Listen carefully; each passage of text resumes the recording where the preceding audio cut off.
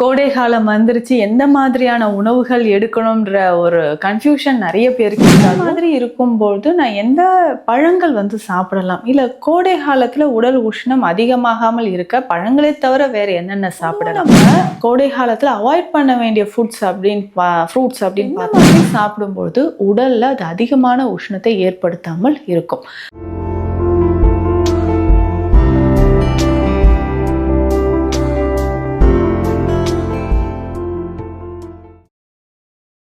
வரம் நேயர்களுக்கு வணக்கம். நான் டாக்டர் நித்யா, சித்தா ஃபிசிஷியன்.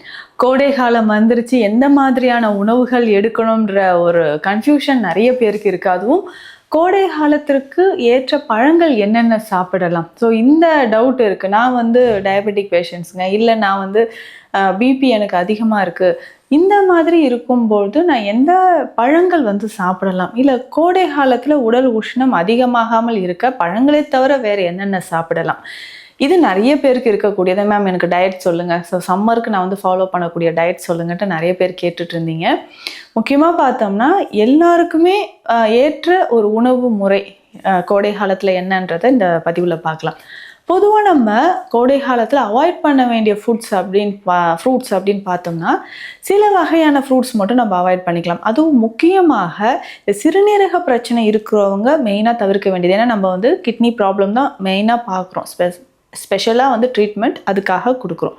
அவங்க மட்டும் என்ன பண்ணலான்னா இந்த சிட்ரஸ் ஃப்ரூட்ஸை அவாய்ட் பண்ணிக்கலாம். சிட்ரஸ் ஃப்ரூட்ஸ் அப்படின்னு சொன்னால் இந்த எலுமிச்சை, சாத்துக்குடி, ஆரஞ்சு, கருப்பு திராட்சை, இதை மட்டும் அவங்க அவாய்ட் பண்ணிக்கலாம்.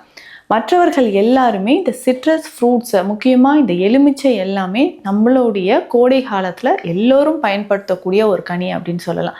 நம்ம உடல் ரொம்ப டீஹைட்ரேஷன் ஆகுது, ஸோ பேலன்ஸ் பண்ணணும், திடீர்னு நமக்கு ஒரு ஸ்டாமினா இல்லாத மாதிரியோ உடலில் நீர்ச்சத்து குறையிற மாதிரி அதிகமான தாகம் இருக்குது அப்படின்னா இந்த மாதிரி சமயங்களில் நம்ம இந்த லெமன் யூஸ் பண்ணிக்கலாம்.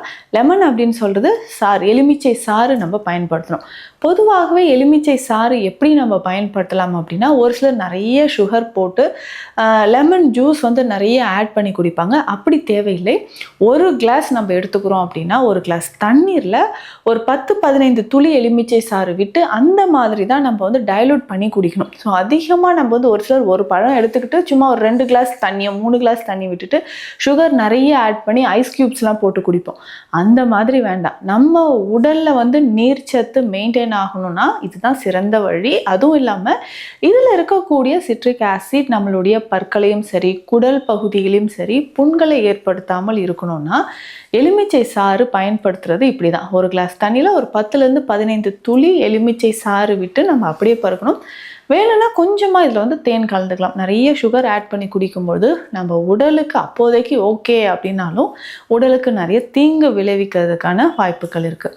அதே மாதிரி தான் இந்த சாத்துக்குடி, ஆரஞ்சு இதெல்லாம் சாப்பிட்றோம் அப்படின்னாலும் டைரெக்டாக அப்படியே சாப்பிட்லாம். இல்லை அப்படின்னா நம்ம சாறு எடுத்து குடிக்கலாம். அதுவும் முக்கியமாக இந்த சாறு கோடை காலத்திற்கு நம்ம உடலை ஆரோக்கியமாக வைத்துக் கொள்வதற்கு அடுத்த பழச்சாறுகள் என்ன சாப்பிடலாம் அப்படின்னு பார்த்தோம்னா, ஜென்ரலாகவே நம்ம நாள்தோறும் பயன்படுத்தக்கூடிய பழச்சாறுகளை பயன்படுத்தலாம். இதில் பைனாப்பிள் ரொம்ப ரொம்ப சிறந்ததுன்னு சொல்கிறோம். ஆனால் நிறைய பேர் நம்ம நினைக்கிறோம் இந்த பைனாப்பிள் சாப்பிட்டாவே உடல் சூடு அப்படின்ட்டு. பைனாப்பிள் எப்படி சாப்பிட்ணுன்னா வெல்லத்தோடு சேர்த்து வச்சு சாப்பிடணும். கொஞ்சமாக அதில் பெப்பர் ஆட் பண்ணிக்கணும். ஸோ இந்த மாதிரி சாப்பிடும்போது உடலில் அது அதிகமான உஷ்ணத்தை ஏற்படுத்தாமல் இருக்கும். மற்ற பழங்கள் அப்படின்னு சொல்லும்பொழுது நமக்கே தெரியும், சம்மர்னாவே நம்ம எல்லோருக்குமே ஞாபகத்தில் வர்றது தர்பூசணி தான். ஸோ அந்த தர்பூசணி, முலாம் பழம் இது எல்லாமே நம்ம சாப்பிட்லாம். டைரெக்டாக அந்த ஃப்ரூட்ஸை நம்ம எடுத்துக்கலாம். அதுவும் ஒரு சிலர் இரவு நேரத்தில் பழங்கள் மட்டுமே நான் உணவு அப்படின்னு சொல்லும்போது பழங்கள் மட்டுமே நான் சாப்பிட்றேன் அப்படின்னு சொல்லுவாங்க. அந்த மாதிரி இருக்கக்கூடியவங்களும் இரவு நேரத்தில் பழங்கள் எடுக்கும்போது தர்பூசணி தாராளமாக எடுக்கலாம். முலாம் பழம், வெள்ளரி பழம் இதை எடுத்துக்கலாம். ஸோ வெள்ளரி காயும் நிறைய பேர் சாப்பிடுவாங்க, வெள்ளரி பழமும் எடுத்துக்கலாம்.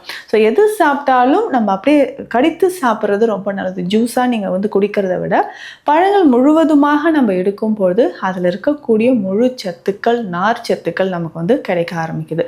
ஸோ தொடர்ந்து இந்த பழங்கள் ஒரு நாளைக்கு நிச்சயமாக நம்ம சாப்பிடும்போது உடலில் இருக்கக்கூடிய டீஹைட்ரேஷன் அப்படின்றது குறைய ஆரம்பிக்கும். இதுவே சர்க்கரை நோயாளிகளாக இருக்கும்போது கண்டிப்பாக நம்ம வந்து சில இனிப்பான பழங்களை வந்து அவாய்ட் பண்ணி தான் ஆகணும். ஸோ டேட்ஸ் சாப்பிட்றதுல சப்போட்டா, மாம்பழம், பலா இந்த மாதிரி பழங்கள், அதுக்கப்புறம் வாழைப்பழம். ஸோ இது எல்லாமே சர்க்கரை நோயாளிகள் நிச்சயமாக தவிர்க்க வேண்டிய பழங்கள் அப்படின்னு சொல்லலாம். அதிகமான நம்மளுடைய பிளட் சுகர் லெவலை இன்க்ரீஸ் பண்ணுறதுக்கு இந்த ஃப்ரூட்ஸ் எல்லாமே நமக்கு காரணமாக இருக்குது. ஸோ இதை எல்லாமே நம்ம அவாய்ட் பண்ணிட்டு வந்தோம்னா இப்போ கோடை காலத்தில் நம்ம உடல் வந்து ஆரோக்கியமாக இருக்கும் அப்படின்னு சொல்லலாம். இதை தாண்டி நீர் சத்து ரொம்ப ரொம்ப முக்கியம். ஸோ டீஹைட்ரேஷன் ஆகுதுன்னு தான் நிறைய பேர் சொல்லுவோம். நம்ம உடலில் அந்த நீர் சத்து குறையாமல் இருப்பதற்கு மெயின்டைன் பண்ணணும்னா கரும்பு சாறு ரொம்ப ரொம்ப சிறந்தது. இதில் பார்த்தோம்னா அதிகமான அயன், கால்சியம், மெக்னீஷியம் இது எல்லாமே இருக்குது. ஸோ நம்ம உடலில் பார்த்தோம்னா முக்கியமாக இரும்பு சத்து குறையாமல் இருக்கணும், டீஹைட்ரேஷன் ஆகாமல் இருக்கணும்னா கரும்பு சாறு ரொம்ப ரொம்ப சிறந்ததுன்னு சொல்லலாம். இதுலேயே வந்து கொஞ்சமாக எலுமிச்சை, இஞ்சி இது எல்லாமே சேர்த்து குடிக்கும்போது நம்ம உடலுக்கு அதிகமான ஒரு நன்மை கிடைக்குன்னு சொல்லலாம். இன்ஸ்டன்ட் எனர்ஜி கிடைக்கணும் அப்படின்னா கரும்பு சாறு குடிக்கலாம். ஸோ அதே மாதிரி அடிக்கடி ஒரு சிலருக்கு வந்து நீர் கடுப்பு, நீர் சுருக்கு இருக்குது, யூரின் போகும்போது ரொம்ப சிரமமாக இருக்குது அப்படின்லாம் சொல்லுவாங்க. இதற்குமே நமக்கு கரும்பு சாறு ரொம்ப ரொம்ப சிறந்தது. அதற்கு அடுத்ததாக நம்ம உடலை வந்து ரொம்ப உஷ்ணம் ஆகாமல் இருக்கணும். எதற்காக உஷ்ணம் ஆகாமல் இருக்கணும் அப்படின்னு பார்த்தோம்னா நிறைய பேருக்கு பைல்ஸோ ஃபிஸ்டுலா பிரச்சனை வருவதற்கோ இல்லை உடல் உஷ்ணம் அதிகமாகிறதுக்கு வாய்ப்புகள் இருக்குது. உஷ்ணம் அதிகமானால் உடலில் பல பிரச்சனைகள் வருதுன்னு சொல்லலாம். நிறைய ஹேர் ஃபால் ஆகுது, முகத்தில் வந்து பிம்பிள்ஸ் வர மாதிரி இருக்கிறது, நீர் கடுப்பு ஏற்படுறது, ஸோ மோஷன் போகும்போது எரிச்சல், ரத்தம் கலந்து வெளியேறுவது, இந்த மாதிரியான பிரச்சனைகள் இருக்குது. இதை சரி செய்கிறதுக்கு நம்ம என்ன பண்ணலான்னா நீர்த்துவம் நிறைந்த பழங்கள் இதை வந்து நம்ம எடுத்துக்கலாம். நம்ம சமைத்து சாப்பிடும்போதும் நீர்ச்சத்து இருக்கக்கூடிய காய்கறிகள், முக்கியமாக இதில் பார்த்தோம்னா வெள்ளை பூசணி ரொம்ப ரொம்ப சிறந்தது. ஸோ இந்த வெள்ளை பூசணியை நம்ம சமைத்து சாப்பிட்டாலோ இல்லை சாறு எடுத்து இந்த வெள்ளை பூசணி சாறு மட்டும் நம்ம பயன்படுத்தினாலோ உடலில் நீர்த்துவம் அப்படின்றது முக்கியமாக அப்படியே நமக்கு மெயின்டைன் ஆகுது அப்படின்னு சொல்லலாம். அதே மாதிரி தான் நமக்கு சுரக்காய், புடலங்காய், ஸோ இது எல்லாமே நம்ம உடலுக்கு நீர் சத்து நிறைந்து இருக்கக்கூடியது. ஸோ டீஹைட்ரேஷன் ஆகாமல் கோடை காலத்தில் உடல் உஷ்ணமாகாமல் இருக்கும். ஸோ சிலருக்கு இருக்கக்கூடிய டவுட் என்னென்னா இளநீர் குடிக்கலாமா? ஸோ இளநீர் குடிக்க கோடை காலத்தில் ரொம்ப நல்லதா அப்படின்னா இளநீர் தாராளமாக குடிக்கலாம். ஒரு சிலருக்கு காலையில் வெறும் வயிற்றில் இளநீர் குடிக்கும் பொழுது உடல் உஷ்ணம் அதிகமாகவோ இல்லை அசிடிட்டி அதிகமாகிறதுக்கான வாய்ப்புகள் இருக்குது. ஸோ ரொம்ப நாளாக வந்து அல்சர் பிரச்சனை இருக்குன்னு வச்சுக்கோங்களேன். ஸோ காலையில் எம்டி ஸ்டொமக்கில் நம்ம இளநீர் குடிக்கிறத அவாய்ட் பண்ணிவிட்டு மதிய வேலைகள்லையோ இல்லை நம்ம உணவு எடுத்ததுக்கு பிறகு, மதியம் உணவு எடுத்ததுக்கு பிறகு ஒரு மணி நேரம் கழித்தோ நம்ம வந்து இளநீரை குடிக்கலாம். ஏன் சொல்கிறேன்னா ஒரு சிலருக்கு நமக்கு இளநீர் காலையில் எம்டி ஸ்டொமக்கில் குடிக்கும்போது அந்த அசிடிட்டி அதிகமாகிறதுக்கு வாய்ப்புகள் இருக்குது. ஸோ இந்த மாதிரியான உணவு முறைகள் தான் நம்ம ஃபாலோ பண்ணிக்கிட்டே வந்தோம்னா நிச்சயமாக உடல் அந்த நீர்த்துவம் அப்படின்றது மெயின்டைன் ஆகும். அதே மாதிரி நம்ம குடிக்கக்கூடிய தண்ணீரில் சில வகையான மூலிகைகள் சேர்த்து குடிக்கலாம். இதில் என்னென்ன மூலிகைகள் சேர்க்கலாம் அப்படின்னா தேற்றான் கொட்டை ஒரு 4-5 கொட்டைகள் போட்டு அந்த தண்ணீரில் நல்லா ஊற வைத்து அந்த தண்ணீரை நம்ம குடிக்கும்போது உடலில் நமக்கு வந்து நல்லாவே நமக்கு ஒரு உஷ்ணம் இல்லாமல் இருக்கும். அதே மாதிரி தான் வெட்டிவேர். ஸோ வெட்டிவேரும் வந்து இரவு நேரத்தில் தண்ணீரில் போட்டு வச்சுட்டு அந்த தண்ணீரை நம்ம குடிச்சிக்கிட்டே வரலாம். ஸோ இதை தான் நம்ம பயன்படுத்தும்போது சிறுநீரகம் தொடர்பான பிரச்சனைகளோ உடல் உஷ்ணமோ இல்லை எனக்கு வந்து ரொம்ப டீஹைட்ரேட் ஆகுது, அடிக்கடி முகத்தில் கை கால்கள்லாம் கோடையில் இந்த கொப்புளங்கள் வருது அப்படின்னா இதை சரி செய்கிறதுக்கு இந்த மாதிரி ஊறல் குடிநீர் பயன்படுத்தலாம். இதில் தனியாக சீரகமோ இல்லை சோம்பு மட்டுமோ இல்லை நம்ம ஏலக்காயோ இதெல்லாம் பயன்படுத்தி தண்ணீரில் ஊற வைத்து நம்ம குடிக்கலாம். இதனோட பாதாம் பீசனும் பயன்படுத்தலாம்.